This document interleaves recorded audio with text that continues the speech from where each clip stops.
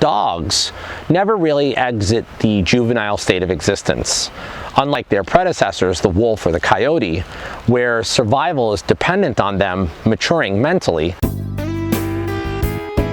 Hey guys, I'm Dave Kurlander, animal behavior specialist, researcher, and host of the Pack Animal Podcast. And today, we're going to talk about how to develop structure and communication. You ever ask yourself why your dog just doesn't quite get what you're saying?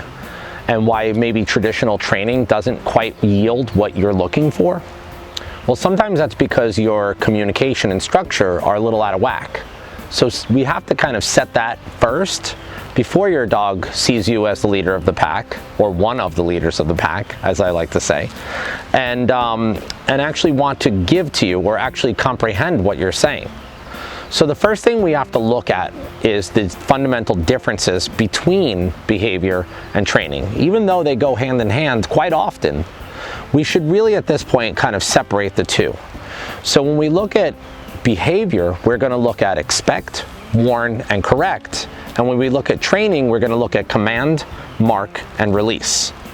Now for now, we're going to just kind of set that training aside for a second there. And we're just going to really hone in on the behavior aspect of things. Now, in order to develop structure, you have to have healthy, proper communication. So this is where we really want to kind of identify how they talk to each other. So now one really important thing to understand is that dogs never really exit the juvenile state of existence, unlike their predecessors, the wolf or the coyote, where survival is dependent on them maturing mentally and becoming leaders of the pack. But through decades of selective breeding, we have pretty much ensured that dogs won't ever want to take that leadership over. I mean, you do get a few that slip through the cracks, but even some of your most formidable Schutzen dogs, which is German military training, protection training, these dogs still have to follow that air of domestication and take lead from the handler. So when we look at developing communication as a dog would, or as mama would communicate to her puppies, she would pretty much leave it open for a pass-fail situation and expect the dogs to understand the structure. When the dogs fail that, she'll give them a warning, which is a little bit of a growl, or maybe even like some sort of a pre-escalated vocalization. And then if the dogs proceed to fail in her eyes after that, she would give a mild pressure correction, which is just a gentle applied pressure with her mouth around their neck, or as we would use, maybe a martingale or a buckle collar and a leash. So to begin this, we're going to want to set up a scenario, stage a scenario, where we have a high priority item that the dog really has a high desire for. So essentially I would present a situation where the dog will pass or fail. So the first thing you want to do is present the situation.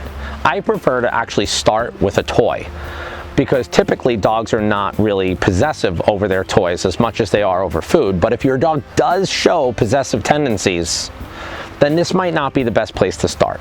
But for the sake of this video, I'm actually going to start with a toy, an object like that, an inanimate object that holds very little value to the dog except for play. Present the object and don't say a word. No sit, stay, leave it, wait, nothing to prepare the dog for what's about to happen. I don't want to communicate to the dog that, you know, a sit, stay, or wait, because that's training. And with training, we have to mark it and give a positive release. When the dog goes to touch it, warn them, hey. Now we're not going to yell the hey because we're not using fear or intimidation. We're just going to give him a verbal hey. And if he continues to touch the toy, I'm just going to give a gentle tug on the leash, causing the collar to compress and open, compress and open. But remember, the leash is your last resort. You want to give the expect first. Then you want to give a warning, which only occurs once, and then a gentle pop on the leash. Now this can actually be used towards resource guarding issues, towards walking on a leash, towards a dog that just wants to eat every single thing that comes across their path, or a dog that likes to chase your cat. This could be used in many different applications, and I'll definitely do specific videos on those applications, as they really have it's a tight little finesse there to make sure that the communication is going well to the dog and also preventing any outbursts of aggression. So we want to make sure we're not challenging our dogs that hard.